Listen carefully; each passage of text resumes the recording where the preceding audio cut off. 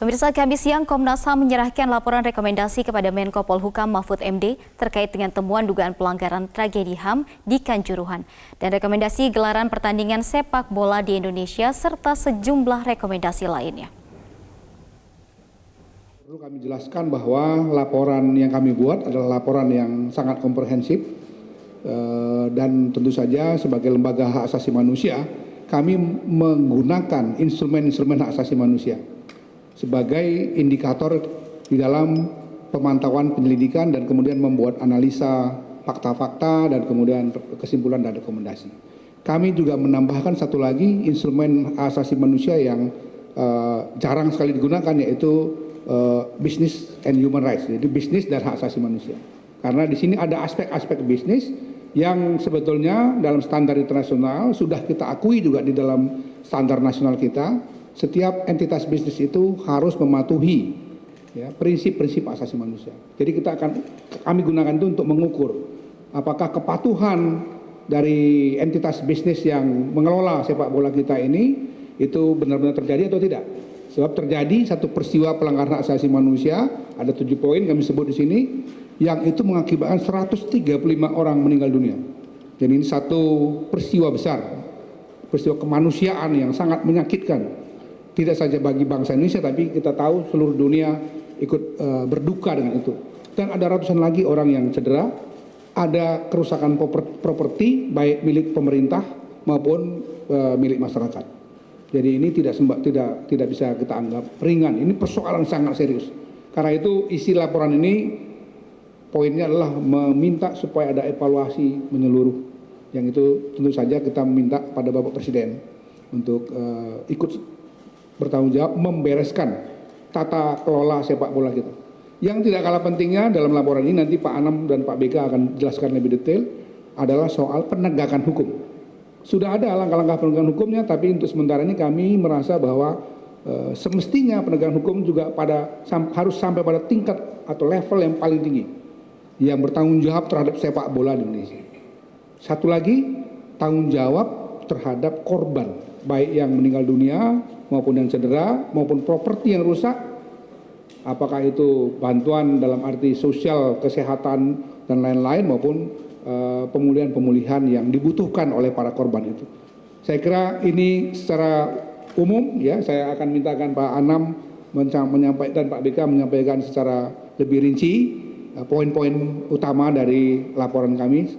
Sekali lagi terima kasih Pak Menko. Ini kalau orang nanya kenapa sih kok selalu datang ke Menko Polhukam, dalam Undang-Undang 39 tahun 1999 dikatakan laporan-laporan penyelidikan pemantauan Komnas HAM, terutama yang menyangkut pelanggaran HAM yang katakanlah terkait dengan kepentingan orang banyak, memang harus dilaporkan pada Presiden Republik Indonesia. Pak Menko dalam hal ini tentu saja mewakili Presiden Republik Indonesia. Itu kata undang-undang, ya, jadi bukan alasan-alasan. Kita ke informasi lainnya, pemirsa. Polda Bali menyatakan persiapan keamanan untuk penyelenggaraan kegiatan puncak presidensi G20 sudah 95%. Polda Bali menerjunkan 6.250 personil mendukung petugas dari Mabes Polri. Kesiapan Polda Bali disampaikan Wakapolda Bali Brigjen Pol I Ketut Suwardana usai memimpin apel gelar pasukan pengamanan konferensi G20 di Nusa Dua Bali. Wakapolda Bali menyatakan 6.250 personil Polda Bali akan diturunkan untuk mendukung pengamanan yang dipimpin langsung oleh Kapolri. Total personil yang diterjunkan baik dari Polda Bali dan di bawah kendali operasi Mabes Polri sebanyak 9.700 personil dengan sandi operasi Puri Agung 2022. Polda Nusa Tenggara Barat dan Polda Jatim juga disiagakan dalam pengamanan puncak presidensi G20, terutama pada tanggal 15 hingga 16 November 2022. Persiapan pengamanan juga meliputi kewilayahan serta evakuasi kedaruratan bencana.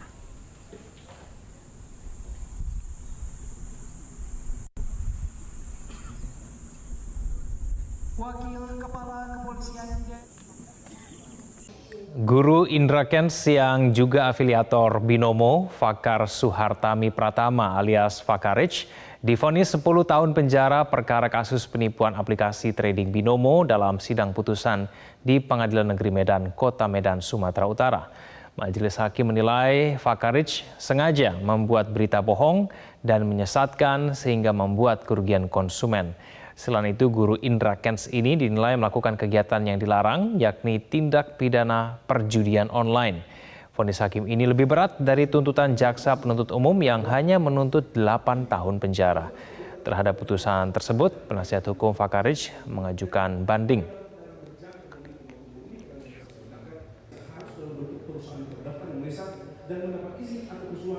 Karena investor akan untung ketika kebenaran benar turun. Karena harus beraplikasi dengan cara kerja seperti itu, maka Penyidik Subdit Renakta Ditres Krimum Polda Metro Jaya telah melakukan visum terhadap asisten rumah tangga asal Cianjur yang dianiaya majikannya di Jakarta.